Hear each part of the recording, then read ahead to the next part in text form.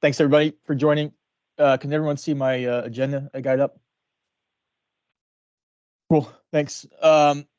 So I've given this. We've had this coaches meeting several times now. So this is if I go too fast, it's just because I'm familiar with all this stuff and I'm rolling through it. And a lot of times I forget that we've got brand new coaches and even brand new parents to our league that have no idea what I'm talking about sometimes. So if I just go off and start talking about things you don't understand or know what I'm talking about, just please stop me and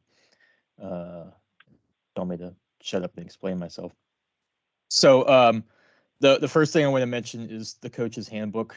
So you should all either have the handbook itself or a link to it on our website. Um, Really, that should be your first resource for anything. Really, that's when I put that together. Um, that comes through years of experience and it gets constantly updated too, as questions come up. So that's a really good resource, and I will refer to that several times tonight and even throughout the season. So real quick, just on where things stand. Obviously, I think everyone knows by now the season's been delayed. We're going to start April 15th. We'll get into practices for U10s and U8s a little bit later, but essentially, the fields are closed until the week of April 10th. A few of you reached out to me and asked if you could start practices yet, and the answer is no. The fields are closed. The U10, both boys and girls rosters have been posted. The U8 girls rosters have been posted and emailed to everybody. So those teams are set. U5 and U6 I'll probably post tomorrow, maybe this weekend. U8 boys will be posted probably this weekend. There's always a focus to get the U10 and U8s set first because they have the weekly practices. So even though the season starts April 15th, they've got practices the week before that, so they obviously need to know their roster. And then U6 and U5 just kind of come after that. For those of you that are U10 or U8 girls that have your rosters, go ahead and reach out to your teams. You can reach out to them a couple different ways. One, if you go on your team page, so that's essentially log into your account, and somewhere on there, I forget exactly where, it says your team page, and you can email your team directly through the website. Or if you don't want to do that, there's a button, I think it says like print roster or view roster or something like that. And you can actually, I think, download that in Excel format or something like that, or print it to PDF. That will just list all the email addresses and phone numbers as well. If you want to just reach out that way, copy all the email addresses and use your own email device to do that. There's also TeamSnap and Game Changer. I honestly, I don't. Somehow, I think Game Changer is tied into our system. And I can be completely honest with you. I don't know how. But I think if you use the app Game Changer, I think you can download the schedules in our system directly through that. I've always used TeamSnap in the past. That's just my preference. I think if you use TeamSnap, then you have to go in, you have to manually add the games. But some type of app like that, whether it's TeamSnap or Game Changer or something, very, very helpful. It lets you communicate with your team kind of, and I know with TeamSnap, you can communicate via an email format or you can do a chat format. It's just really super helpful with communicating with your team. So I would highly encourage you to use some platform like that. Yeah, we just talked about the rosters, uniforms. So everyone should have their uniforms by now. I'll admit I'm not plugged into exactly what the status of those are. I know sometimes you go in and they're sold out, but when you do reach out to your parents with your introductory email, you might also want to just make sure that they all know that they should have their uniforms at least ordered at this point. Um, I don't think it's in here, but I do want to talk about what your kids should be wearing. So obviously the uniform itself, and I'll get into about what color to wear for which game. But all your kids should have shin guards and soccer appropriate cleats. And so I say soccer appropriate cleats because like a football cleat, which has got the toe cleat, is inappropriate. And for the U10 and U8s that actually have referees on the field, they won't let the kids play in those. In terms of shorts and socks, honestly, it doesn't matter what color. I think like our standard colors are like blue, but honestly, I know like the girls love to wear the pink socks. The most important thing is they've got the reversible jersey. Um, and if they come or if your parent reaches out to you and says, hey, they're out of the jerseys, they won't have them until after the season starts. They can just wear a blue shirt or a white shirt depending on what their color is for that day. Equipment pickup. So we provide all soccer balls, pennies, and cones. Um, we have a lot of teams, and I'm not quite sure if we currently have enough for everybody. Because every year it seems like we have to order more stuff just because it magically disappears. But so I'm going to limit equipment pickup just for U10s and U8s. And so U10 and U8 coaches, you've already received the emails from me. We had an equipment pickup last night. I'm going to have another one Monday night. So again, I asked that just the coaches for U10 and U8 pick up their stuff because obviously they need it for their practices. U6 and U5, you you practice before your games, so you can just plan to pick up your equipment before your first game. What I'll do is I'll just have like this big, huge pile of soccer bags with all the equipment in them, like right in the middle of all the fields, and just go and just snag them. Excuse me. Coaching clearances. I know some of like the FBI background check can take a while, but the state police and the Pennsylvania Child Abuse are pretty quick, so you should have those into me. Don't forget about your safe sport training.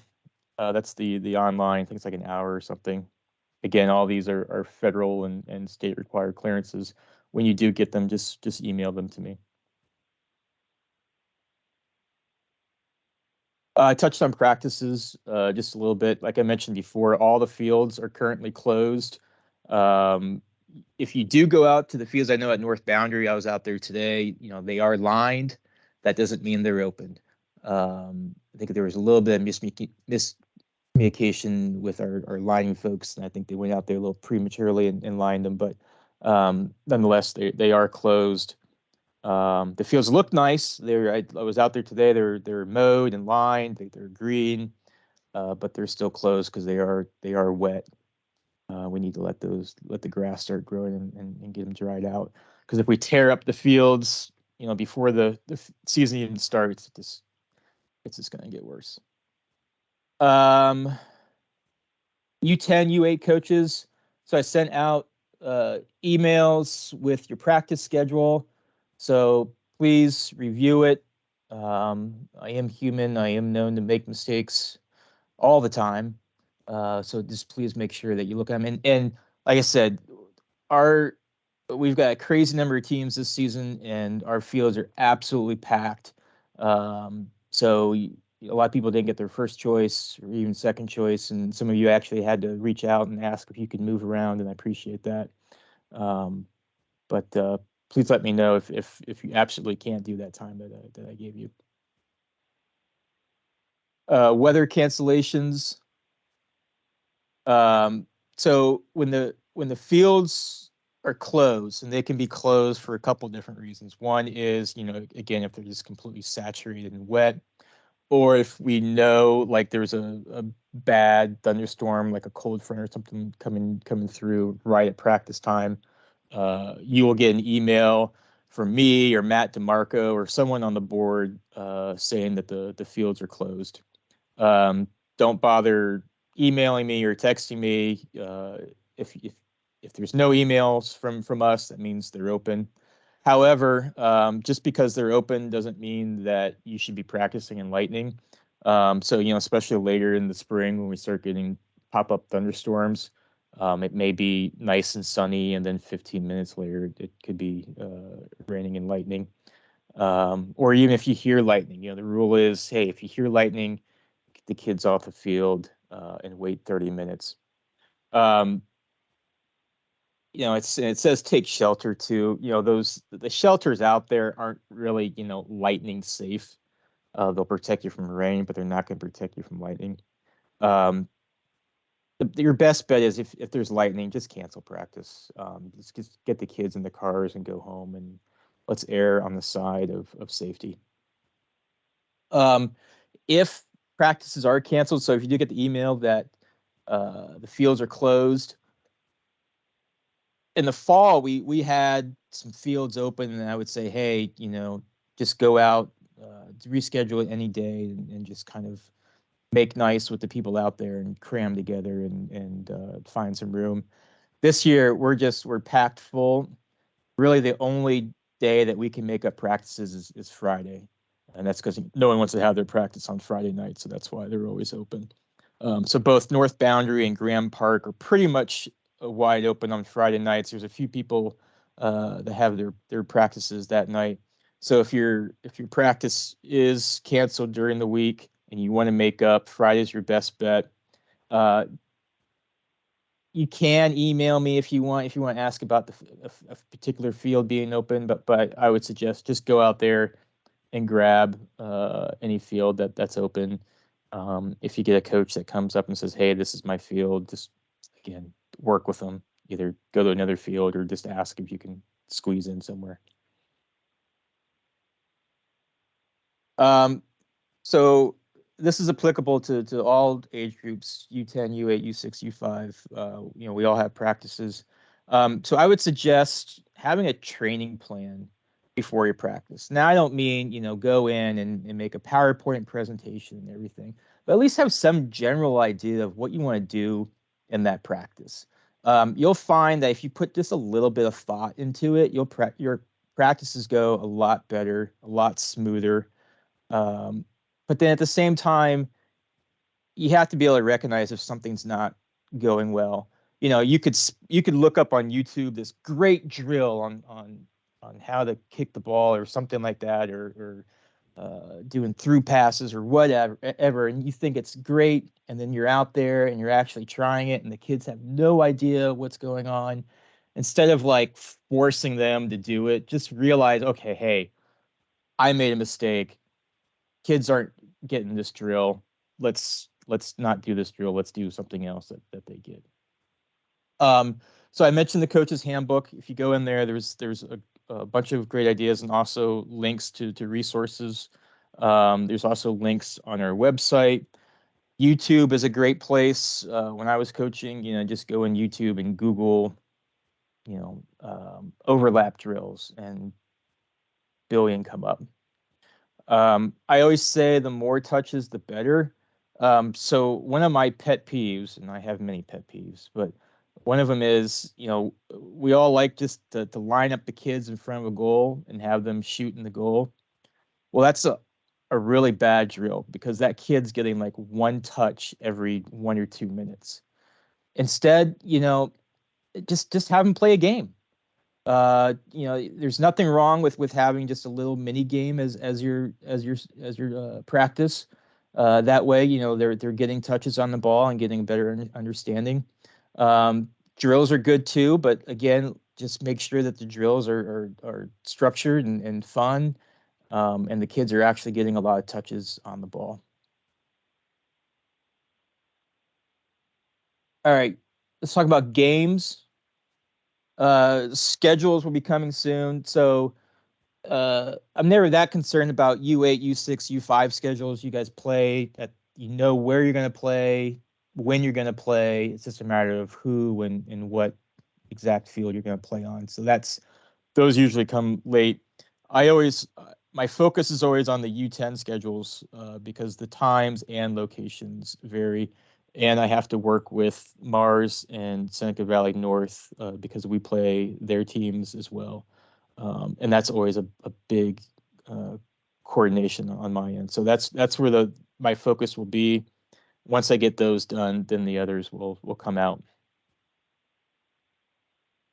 Uh, so I talked about the jerseys. We're kind of backwards. I don't know why. We've always been this way. Home teams are white, away is blue. So when you get your schedule, I think like on our website, there's like I think a little house icon or something like home next to the team that's home. So they would wear white, and the away team would wear blue. Uh, it's gonna happen that half your team is gonna show up in white and half the team's gonna show up in blue. So just make sure that you as a coach know which one's appropriate and have them switch as necessary. Setting up the field. So U8 boys, you have the first game on Saturdays at 8:30. So you'll need to set up your field. So what that means is you'll need all the goals will be over by the red shed. So you'll need to drag the goals over to your field. You'll need a sandbag for each goal. The corner flags will be in the red shed. The red shed will be open. So each corner gets a flag, and also the field signs. I will put up the field signs the first week, but then I'll ask the UA boys coaches to set those up as well. And then on the flip side of that, the U5s, you have the last game of the day. I think you guys finish at like 2:15. So you need to drag the goals off, put them by the red shed, take the sandbags, put them by the red shed, take all the flags down, put them in the red shed, take the field signs down as well. Again, I'm going to be there all day, the first day, so I'll help set up and I'll help take down. U10, since your schedules vary, it's not always clear if you're the first game or if you're the last game. Obviously, it's going to be real obvious to you if you're the first game when you show up and there's, the field isn't set up, so you'll need to go over and get everything. Again, even the big goals need sandbags on them, and then you'll need your corner flags and your field signs as well. Um, Take a look at the schedule and see if you're the last game. If you're the last game, you'll need to take everything down. Sandbags and obviously the goals aren't really going anywhere. Sandbags aren't that big of a deal, but it's the corner flags that we really need to get off the field. And I can't tell you how many times. Again, another one of my pet peeves is I'll go out there late Saturday afternoon or even Sunday, and all the corner flags are up on the U10 fields because the coach just didn't realize that they're the last one. And you won't know you're the last one unless you look at the schedule. So again, please look at the schedule before your games. U8 and U10, you will have referees refereeing your games. U6 and U5, the coaches are just on the field herding the cats. Refereeing the games. U8 and U10, you're responsible for paying the refs. So before your first game, I will hand you an envelope full of cash. And on that envelope, it will have very specific instructions on how you're to pay the ref. It'll tell you exactly how much each referee gets. I forget the exact rate. I think like for U10, I think the head ref gets like 20 or 5, maybe 30, and then the assistant refs get 20. It's written on the envelope. And then for U8s, each ref just gets the same amount. There's even instructions, for example, for U10s, if only 2 referees show up, well, then they both get a higher amount. Again, that's all written on the envelope. You'll be given exact change and the exact dollar amount for the number of home games that you have. Scott Jennings, our head referee, does all that work and does a great job of that. So I will find you before your first game and give you that envelope. And then the home team pays the refs. So again, just make sure you look at your schedule and realize that you're the home team. You cannot forget to pay the referees because the referees will come over to you and say, "Where's my money?" So don't worry about forgetting. Okay, Micro U5. So all of our U5 teams are going to have either 6 or 7 kids on a roster. So if you have 7, uh, we don't want to do 3 kids on the field and 4 kids off, because if you sub 3 kids in, then 1 kid still has to sit on the bench. So if you do have 7, uh, we want you to play 4v4. Obviously, some kids are not going to make every game. So if you've got 7 kids on your roster, you might only have 6 that show up. Look to the other coach, see how many kids that he has. If he has 6 or less, play 3v3. If you've got 6 but he's got 7, then play 4v4. Absolutely, we don't want 5v5 out there. That's just a complete mess. The less kids on the field, the better for the micros, and you will see why after the first game, because it's just like this big herd of cats running around. And speaking of that, so don't get frustrated. These are 4 and 5-year-olds. You know, they're the first time playing soccer. They don't know the rules. They're going to use their hands. There will be crying. There will be tears. There will be kids that don't want to go in. They just want to stand on the sidelines by their mom. It's going to happen. Some after the first game, like the switch goes off and they're off and running. Others it's just not in their personality, and it's just not their thing. So just the biggest thing is have patience with them. Hey, if they want to stand off to the side, that's perfectly fine. The U6s, everyone will have 7 or 8 kids on a roster, so you'll do 4v4. Same with U8s, 4v4 as well. I've got here written no goalies, no standing in front of the U8s. I mean, really, it's applicable to both U8, U6, and U5, but U6 and U5 don't quite get the concept, but U8s should. So coaches, if you've got a kid that likes to stand in front of the goal, have them come out, right? I know, we like to do like a 3-1 formation where we've got just one kid playing defense, and they think, okay, my goal is to keep all the balls out of the net. And so they'll stand right in front of the net. Well, that's not really helpful.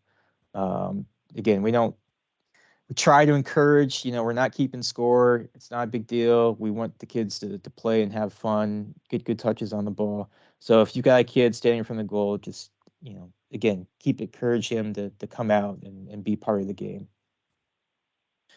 U10, 7v7 with goalies. So if you're new to U10, a lot of different things from U8 to U10. One is goalies, obviously. Don't worry about goalie jerseys or anything like that. Just put a penny on them. You will have offsides. I know the people that are new to soccer are confused by that. And you have the build out line too, which is even more confusing. I'm not going to go into the details of those rules on this call. There's some explanation and I think references in the coach's handbook. And so I encourage you to look at those. Coaches, parents, players' conduct. I get into this in the coach's handbook. Really, we want positive attitudes out there. We don't get it a lot. I had an instance last season where I actually came and watched the game because I got, I'll say complaint, really wasn't a complaint, but just a notice that a parent was a little over aggressive with their child and had some comments to the coach and about coaching styles or whatnot. But guys, these are 5, 6, 7-year-olds, and this is in-house. This is a rec league, right? No one's going to be given a college scholarship after these games. The kids are out there just to have fun. That's the absolute number one priority is to have fun. And so everyone just keep that in mind and chill out. If you do have a parent that you think is acting inappropriately, um, there's multiple options there. Obviously, the best thing is always to have an open conversation with that parent.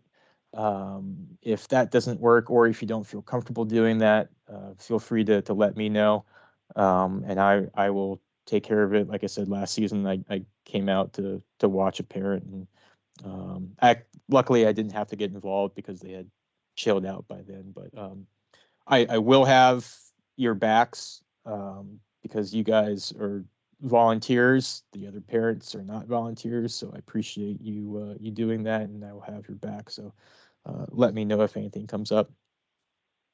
I say players' conduct on here. We really don't have any issues with players. They're just too young. Um, maybe when we get older and travel, we've got some issues with players, but at this league, we really don't. Um, if a kid is being rambunctious and going around and just pushing other kids or just clearly outside the rules of soccer, then you need to get him off the field. Tell him the rules or her the rules. And if it continues, and they're a disruption, then keep them off, and then have a conversation with the parents, and then obviously you can get me involved if need be. Blowout. So we like to acknowledge, what's the word I'm looking for? We like to keep the team and coach requests in place, but it does get a little bit out of hand. And what I'm getting at is, coaches will request, hey, give me these 5 players because they're 5 really good players, and then they kind of build up this super team, and then end up blowing out other teams. Well, that's not good. So we walk a fine line of um, awarding, coach or player and teammate requests, but at the same time, we don't want these super teams built. So if you are in a game and you're either on the winning end or losing end of it, have a conversation with the other coach if the other coach doesn't recognize what's going on. So, for example, if your team is blowing out the other team, I know we don't keep score, but the kids keep score. Everyone knows what the score is. Say it's 10-0. It's just getting ugly. Pull a kid off, or even better, ask the other coach if they want to put another kid on. Tell your kids to hold back. Like, so for example, like on a goal kick, have the kids to stay back in their own half of the field and let the other team just build the ball up to them. Don't keep them on your half of the field, and as soon as they kick it, have them run and sprint towards them. That's not going to accomplish anything. But just have them back, let the other team move the ball around, and then encourage them to pass the ball instead of scoring. So tell them, hey, 10 passes before you score, or something like that. Anything you can do to make the game more competitive. I had several coaches reach out to me in last season and the seasons before with this, hey, this team was just too good. They were getting ridiculous, and I said something and nothing happened. So the onus is on the team that's doing the blowing out. But if you are getting blown out and the other coach isn't doing anything about it, very politely and kindly ask the other coach if he could pull back. If you give him an attitude about it, he's going to give you an attitude back. So we're all friends here. Just have a nice conversation and see what you guys can do to make it a more competitive game. I talked about weather cancellations for practices. Weather cancellations for games are very similar.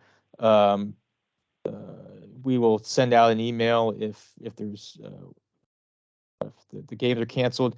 We very, very rarely cancel games because of weather, especially like if it's the morning of.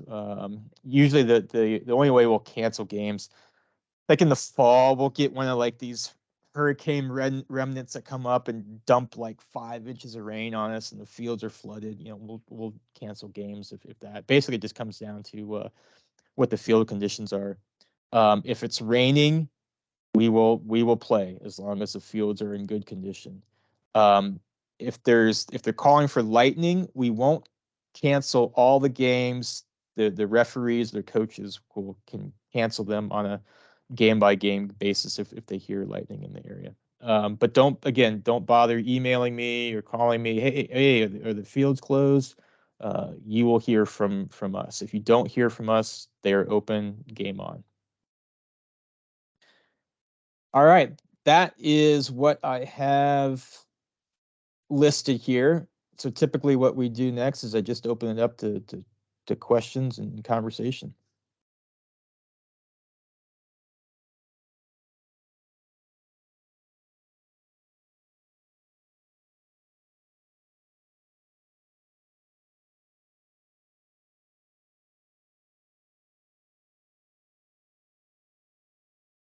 Angela, get started. Say something.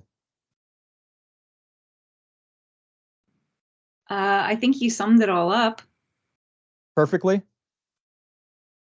Perfect enough. You gave us some good resources to go after. Yeah.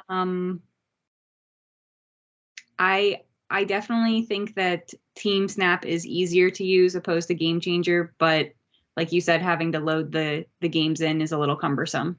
Yep.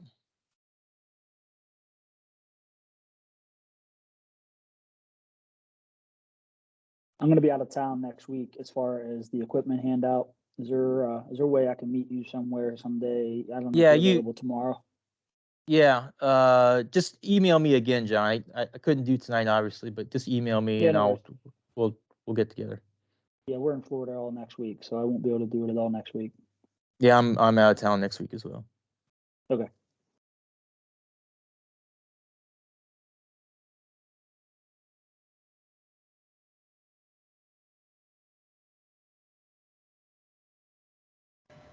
Question for the U6 pickup. Mm-hmm. Is that before our first game at the field or sometime at the? Yep. Nope. Just show up to your first game, and there'll be a big pile of soccer balls for you to pick from.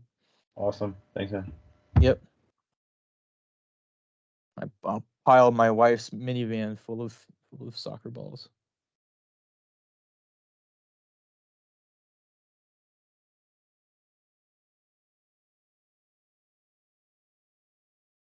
Oh, Angela, we were talking about first aid kits and the ice packs. Where are those coming in? I can work on having those ready for first day. Okay. And cool. Maybe we could just put them with the goals and stuff and distribute them that day. Okay. I'll follow up with you before next week on it. Okay.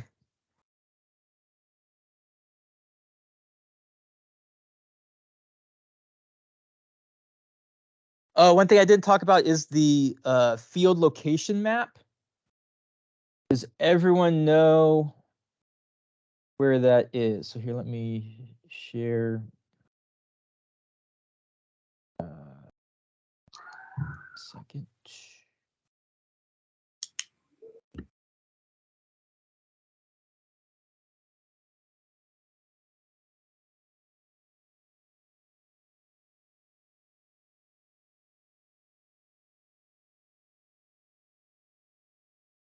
All right. So if I go to our website, I go to fields. So here's the field locations for Graham Park. And then here are the locations for North Boundary. So I would encourage, again, probably on your introductory email to your parents, either you can copy this photo, put it in your email, you can copy the link and tell them to scroll down. But this is very important for them. It's, I'll be out there the first day, and I get dozens of parents that come up to me and ask me where's field 2-2? Well, it's over there. So it's not most obvious. We don't have a big map at the front, but we do have the field signs, and we have this. So I just point them to this. Grandparents are always the worst. They have no clue where they're going.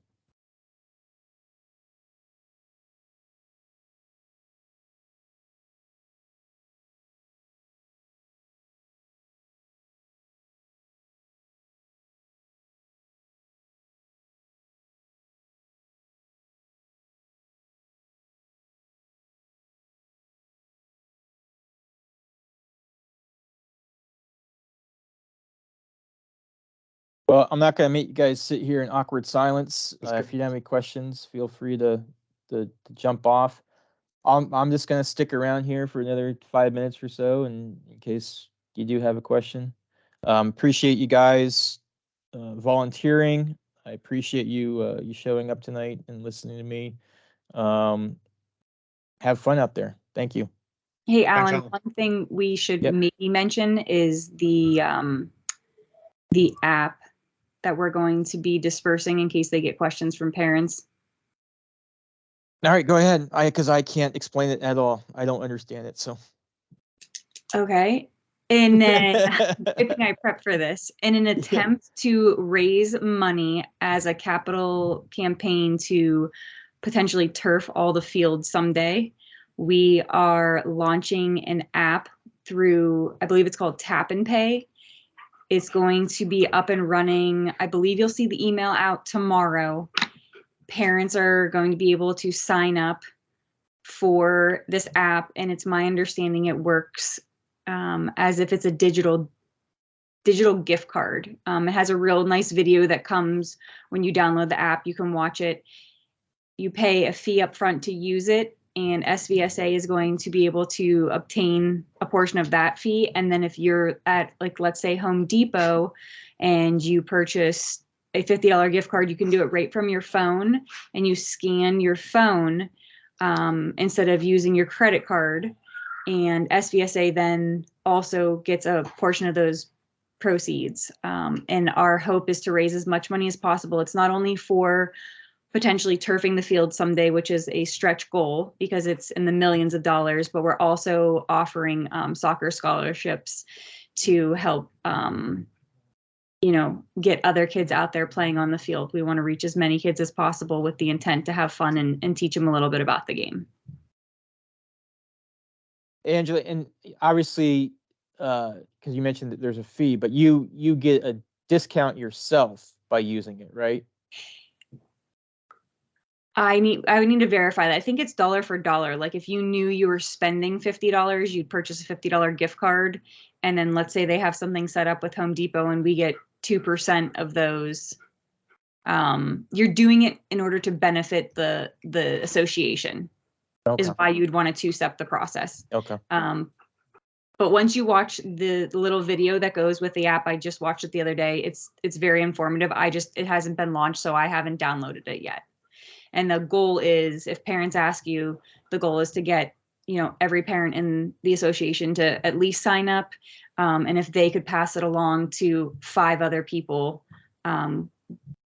we could potentially bring in a nice chunk of change this first year. Okay. But all the details are going to be in a forthcoming email, right? Yep. Okay. Yeah.